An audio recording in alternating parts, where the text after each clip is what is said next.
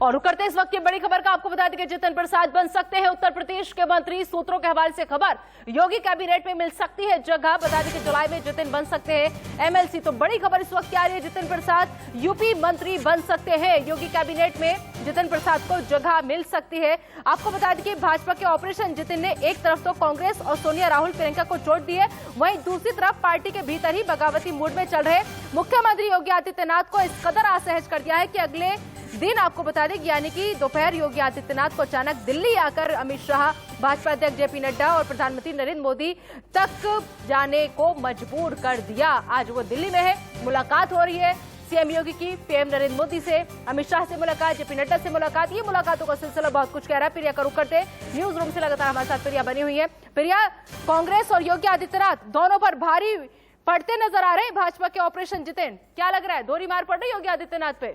बिल्कुल, देखिए निदा, भाजपा एक ऐसी पार्टी है जो तमाम जातिगत समीकरणों का पूरा ध्यान रखती है। हमारे सामने बहुत सारे ऐसे एग्जाम्पल्स है कि जब भी स्टेट में इलेक्शंस होते हैं उससे पहले बड़े चेहरों को अपने में मिलाने की कवायद होती है। चाहे आप ज्योतिरादित्य सिंधिया का एग्जाम्पल ले लीजिए, जब वहां पर सरकार कांग्रेस की गिरानी थी, ज्योतिरादित्य सिंधिया को मिला लिया गया, फिर उनके चहेते चेहरों को मंत्रिमंडल में जगह दी गई।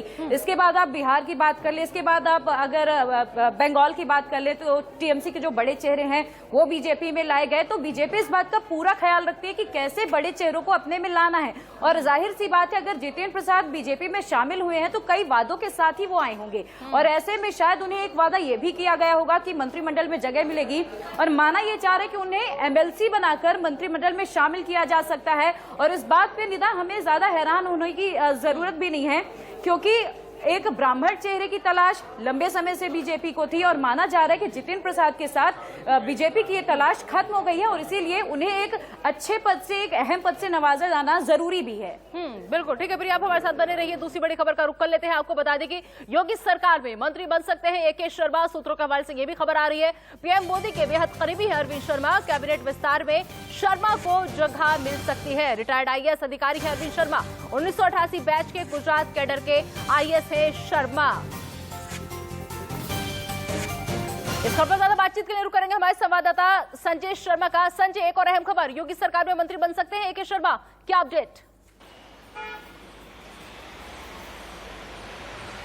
देखिए, ब्राह्मण जो है उत्तर प्रदेश में किंग मेकर की भूमिका निभाता। हालांकि उसकी जो वोटों की संख्या वो करीब 10 से 12% ही है उत्तर प्रदेश पर, लेकिन वो वोटों की राजनीति में समाज में जबरदस्त दखल रखता है, हमेशा किंग मेकर की भूमिका में रहता है। पहले कांग्रेस के साथ जाता था ब्राह्मण तो कांग्रेस की सरकारें बनवाता था, बाद में जब मायावती के साथ गए तो मायावती की सरकार बनवा दी, फिर बीजेपी के साथ गए तो योगी की सरकार बनवा दी। लेकिन ब्राह्मण तबका कहीं ना कहीं नाराज लग रहा था, उसको लग रहा था कि उसको कहीं ना कहीं सत्ता में हिस्सा नहीं मिला, और यही नाराजगी को देख करके, इसी को भांप करके बीजेपी ने तय किया है कि ब्राह्मण नेताओं को योगी मंत्रिमंडल में जगह दी जाएगी। इसी नाते जतिन प्रसाद एके शर्मा को लाया जा रहा है। जतिन प्रसाद को भी मंत्री बनाए जाने की संभावना, साथ ही साथ एके शर्मा जो खुद प्रधानमंत्री नरेंद्र मोदी के काफी विश्वस्त और करीबी माने जाते हैं, उनको भी मंत्री बनाया जा रहा है, ताकि कहीं ना कहीं ब्राह्मणों की नाराजगी दूर की जाए, क्योंकि ब्राह्मण कहीं ना कहीं उत्तर प्रदेश में किंग मेकर की भूमिका निभाता है। और इसी के साथ में मोदी मंत्रिमंडल का, योगी मंत्रिमंडल का फेरबदल अब करीब करीब तय हो चुका है।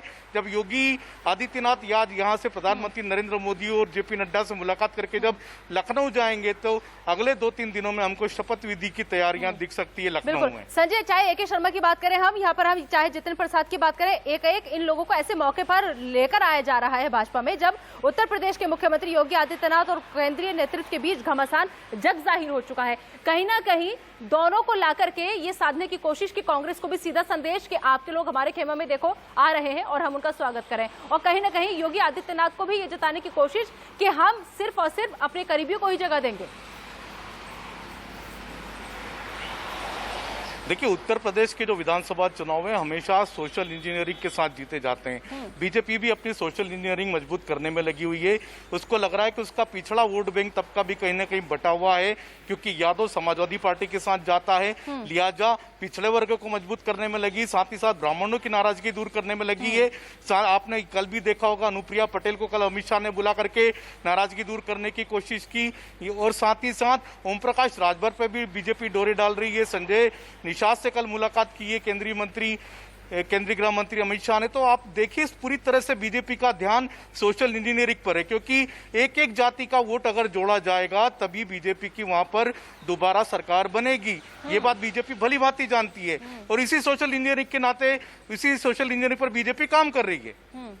ठीक है संजय, बने रहिए आप हमारे साथ। और इस वक्त एक चीज और आपको अहम बता दें, क्योंकि लगातार इस मुलाकात पर हमारी नजर बनी हुई है। पीएम मोदी और सीएम योगी के बीच मुलाकात जारी है और 45 मिनट से ये मुलाकात हो रही है। 45 मिनट से पीएम आवास पर मुलाकात जारी है। यूपी में मिशन 2022 को लेकर ये मुलाकात काफी अहम मानी जा रही है। योगी कैबिनेट में फेरबदल पर भी चर्चा संभव है इस मुलाकात के दौरान। और दोपहर 12:30 बजे जेपी नड्डा से भी मिलेंगे सीएम योगी आदित्यनाथ। तो लगातार जो खबरें आ रही है अहम, उन सबको देखते हुए यही लग रहा है कि दरअसल भाजपा के जो केंद्रीय रणनीतिकार हैं उन्होंने ऐसा दांव खेला है जिससे एक तरफ कांग्रेस और उसके जो परिवार की ताकत घटी है, तो भाजपा के भीतर योगी खेमा भी बैकफुट पर आ गया है। संजय, क्या लग रहा है? देखिए, योगी आदित्यनाथ की सबसे ज्यादा नाराजगी थी AK शर्मा को मंत्री बनाने को लेकर के। इसको लेकर के उन्होंने यहां तक रुक ले लिया था कि वो मंत्रिमंडल में विस्तार ही नहीं करेंगे, संगठन में भी कोई फेरबदल नहीं होने देंगे। लेकिन बाद में RSS ने मध्यस्थता की, बीच बचाव किया, दोनों के बीच में, केंद्रीय नेतृत्व और योगी के बीच में, दोनों के बीच में आकर मध्यस्थता करके योगी को समझाया गया कि नहीं योगी जी, अब आपको सबको साथ में लेकर के चलना, क्योंकि मिशन 2022 के लिए केंद्रीय नेतृत्व का साथ भी जरूरी है।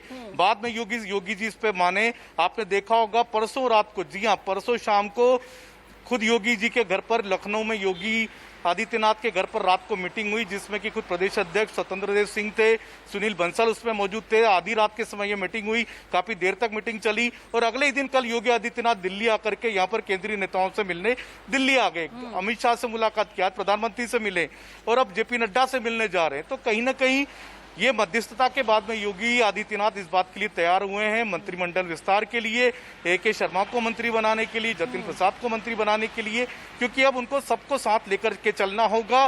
रोड मैप जो है 2022 का, जो रोड मैप है मिशन 2022 का, वो केंद्रीय नेतृत्व देगा और उसी को योगी आदित्यनाथ को अमल में लाना है। तो संजय, क्या माना जाए, कल की एक तस्वीर भी बड़ी वायरल है सोशल मीडिया पर सीएम योगी आदित्यनाथ की अमित शाह की, कि वो एक किताब भेंट करते हुए, दोनों के हाथ में वो किताब है और लेकिन उस किताब पे जो लिखा हुआ है वो एक शब्द लिखा हुआ है समाधान। तो क्या लग रहा है, समाधान होगा इन मुलाकातों के दौरान, या फिर समझ लिया जाए कि कहीं ना कहीं बीजेपी ने जो ये दाव चला है, इस दाव से भाजपा के भीतर योगी खेमा जो है वो बैकफुट पर आ गया है? देखिए, उत्तर प्रदेश के जो विधानसभा चुनाव है 2022 के, वो खाली उत्तर प्रदेश के चुनाव नहीं है, वो 2024 का सेमीफाइनल है। 2024 में अगर फाइनल जीतना है तो उसके लिए पहले जरूरी है 2022 का सेमीफाइनल जीतना। लिहाजा सबको मिलकर के काम करना होगा, सबको साथ लेके चलना होगा, सबको साथ में काम करना होगा, समाधान निकालना होगा। यही मैसेज है, यही संदेश है योगी आदित्यनाथ का अमित शाह से मुलाकात का, प्रधानमंत्री नरेंद्र मोदी से के साथ मुलाकात का और JP नड्डा के साथ मुलाकात का। लेकिन नहीं लग रहा कि समाधान जो है निकलता दिखाई नहीं दिया योगी आदित्यनाथ को, और यही वजह है कि उन्हें अब दिल्ली में आकर प्रधानमंत्री नरेंद्र मोदी तक जाना पड़ा। देखिए, कुछ नाराजगी थी योगी आदित्यनाथ की, जो नाराजगी की अब लगभग दूर हो गई है। RSS ने मध्यस्थता की, RSS के वरिष्ठ नेता दत्तात्रेय हसबोले ने खुद ने बात की थी योगी आदित्यनाथ से, उसके बाद में ये समाधान निकला है। दोनों के बीच में सामंजस्य बनाया गया है, सबको साथ लेकर चलने की सीख दी गई है योगी आदित्यनाथ को, और अब योगी आदित्यनाथ भी वही करेंगे जो बीजेपी का केंद्रीय नेतृत्व उनसे करने को कहेगा। रोड में पूरा केंद्रीय नेतृत्व बनाएगा, उस पर चलने का काम योगी आदित्यनाथ को करना है। मंत्रिमंडल विस्तार भी करना पड़ेगा, संगठन में भी फेरबदल करना पड़ेगा, सोशल इंजीनियरिंग भी करनी पड़ेगी। अकेले बीजेपी के इस समय इतने वोट नहीं है कि दोबारा सरकार बन पाए, लिहाजा उनको ब्राह्मणों की भी नाराजगी दूर करनी पड़ेगी, OBC को अपने साथ लेना पड़ेगा, अनुप्रिया पटेल की पार्टी को साथ लेना पड़ेगा, निषादों को साथ में जोड़ना पड़ेगा, राजभवनों को साथ में जोड़ना पड़ेगा, तब जाकर के बीजेपी का एक विनिंग फार्मूला बनेगा। ठीक है संजय, आप हमारे साथ बने रहिए। एक बार फिर से अपने दर्शकों को बता दें कि 45 मिनट का वक्त जो है वो गुजर चुका है। यूपी में मिशन 2022 को लेकर मुलाकात जारी है पिछले 45 मिनट से, लेकिन सबसे बड़ा सवाल यही है कि आखिर जब मुलाकात ये हो रही है तो इसमें क्या बात हो रही है, क्योंकि यूपी विजय का प्लान बीजेपी तैयार करने की कवायद में जुट चुकी है। लेकिन सबसे बड़ी जो बात है वो ये कि अंदर खाने आखिर चल क्या रहा है, क्योंकि बहुत कुछ ऐसा है जिसे सामने नहीं लाया जा रहा है या फिर सब पर पर्दा डालने की कोशिश फिलहाल बीजेपी की तरफ से की जा रही है कि अंदर खाने सब कुछ सही है। लेकिन जिस तरीके से ताबड़तोड़ मुलाकातें हो रही है, जिस तरीके से योगी खेमे की खबरें निकलकर सामने आ रही है, नाराजगी उनकी बताई जा रही है, इससे साफ संकेत जो है वो यही है कि जितिन प्रसाद को भाजपा में लिए जाने का फैसला मुख्यमंत्री योगी आदित्यनाथ और प्रदेश भाजपा अध्यक्ष की जानकारी के बिना किया गया है। क्योंकि आपको बता दें कि जितिन प्रसाद पिछले 2-3 सालों से उत्तर प्रदेश में योगी सरकार के खिलाफ ब्राह्मणों के उत्पीड़न का आरोप लगाते हुए लगातार प्रदेश भर के ब्राह्मणों को भाजपा के खिलाफ गोलबंद करने में जुटे हुए थे। तो इस बड़ी खबर पर लगातार हमारी नजर बनी हुई है। फिलहाल एक छोटा सा ब्रेक, लेकिन आप बने रहिए इंडिया न्यूज के साथ।